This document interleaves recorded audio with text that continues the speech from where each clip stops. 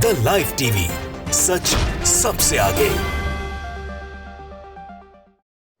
नमस्कार, मैं हूं रंजीत झा और आप देख रहे हैं द लाइव टीवी। इजराइल और फिलिस्तीन की जंग लगातार जारी है।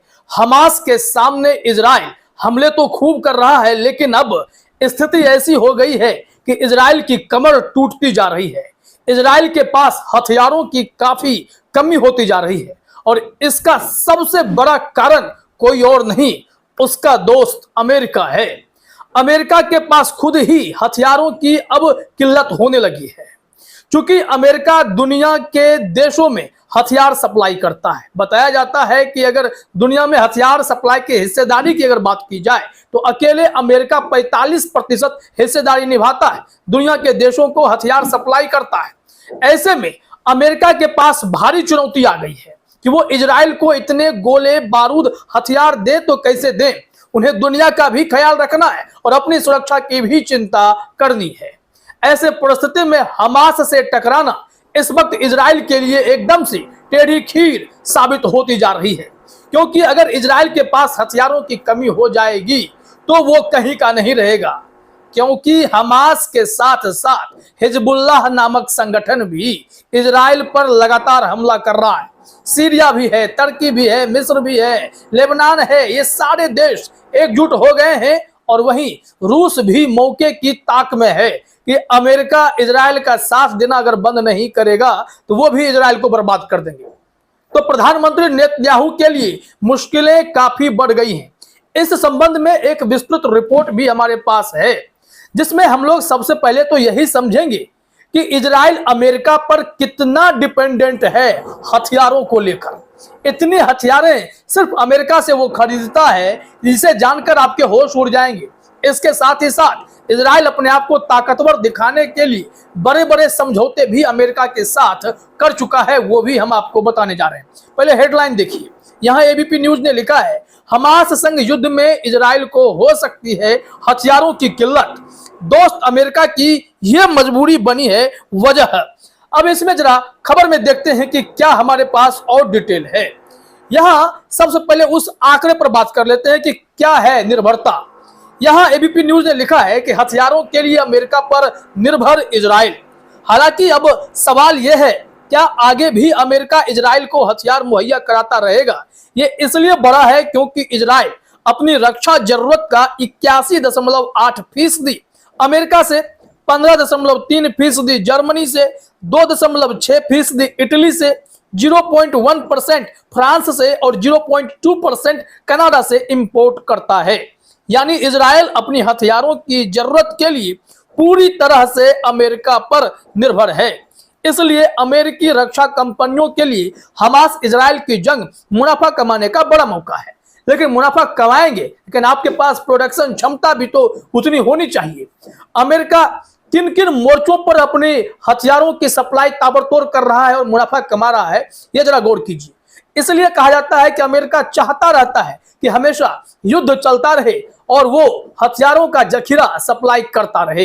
अब जरा खबर में समझिए यहाँ पर कि अमेरिका एक और जहां रूस यूक्रेन की लड़ाई में यूक्रेन की मदद कर रहा है, वहां हथियारों के सप्लाई वो ताबड़तोड़ किया है और इतने कर चुका है कि यूक्रेन का वो पैसा वो चुकाना भी भारी पड़ जाएगा। कैसे यूक्रेन देगा अमेरिका को उतना पैसा, समझ से परे है। उसके बाद देखिए, इस वक्त जो लड़ाई हमास और इजराइल की शुरू हो गई है, यहां भी अमेरिका इजराइल के लिए मसीहा बना फिर रहा है। हथियारों का जखीरा उन्हें भेज रखा था। जब लड़ाई शुरू हुई, पलटवार की बारी आई इजराइल की, तो पहली खेप तो उसी वक्त अमेरिका ने भेज रखी थी। अपनी सैन्य शक्तियां भी दे रहा है और सबके लिए वो मुनाफा कमाएगा। अमेरिका तो इतना ख्याल रख रहा है कि इस युद्ध की घड़ी में जहां इजराइल पर हमास मिसाइल रॉकेट्स दाग रहा है, वैसे परिस्थिति में वो इजराइल जा पहुंचे बाइडेन साहब मुलाकात करने नेतन्याहू से। इतना ही नहीं, जो सबसे बड़ा जो हथियारों का सप्लाई करने वाला अमेरिका है, उसके बाद जर्मनी का भी नाम है, जिससे इजराइल खूब हथियार इंपोर्ट करवाता है, लेता है। तो वहां भी जर्मनी के चांसलर वो गए इजराइल और वो भी मुलाकात कर बैठे, क्योंकि उन्हें पता है कि हथियार बेचेंगे तभी तो मुनाफा कमाएंगे। लेकिन यहाँ इजराइल की कमर टूटने वाली है। हथियारों का सप्लाई अगर कम हो जाएगा तो इजराइल क्या करेगा। इतनी निर्भरता अमेरिका पर है। अगर अमेरिका ने एक पल के लिए भी यह कह दिया कि अभी हम और हथियार आपको नहीं दे सकते हैं, हमारे पास है ही नहीं, तो सोचिए कि कितनी भयंकर मुसीबत में इजराइल फंसेगा। और इधर एकजुट हो रखे तमाम इस्लामिक देश अगर इजराइल पर हमला कर देते हैं तो परिस्थिति कितनी विकट हो जाएगी, यह समझने वाली बात है। आइए जरा हम आपको आंकड़े पे ही ले चलते हैं कि यहाँ स्थिति क्या है, अमेरिका ने कितने खर्च कर रखे हैं, क्या उनके पास दिक्कत है, यह समझ में आएगा कि अमेरिका के आगे क्या मजबूरी आई है। देखिए अपने स्क्रीन पर बताया जा रहा है कि इस बीच इजराइल का संकट सामने आ गया है। अमेरिका और इजराइल के बीच 2016 में डिफेंस इक्विपमेंट खरीदने के लिए $38 बिलियन की डील हुई थी। दोनों देशों ने $5 बिलियन के मिसाइल डिफेंस सिस्टम के समझौते पर भी साइन किया था। इस समझौते के तहत अमेरिका से इजराइल को हथियारों की सप्लाई होनी थी। अगस्त 2023 में इजराइल ने अमेरिकी कंपनी ऑर्बिट सिस्टम नाम को $155 मिलियन के 10 लाख गोले का ऑर्डर दिया था।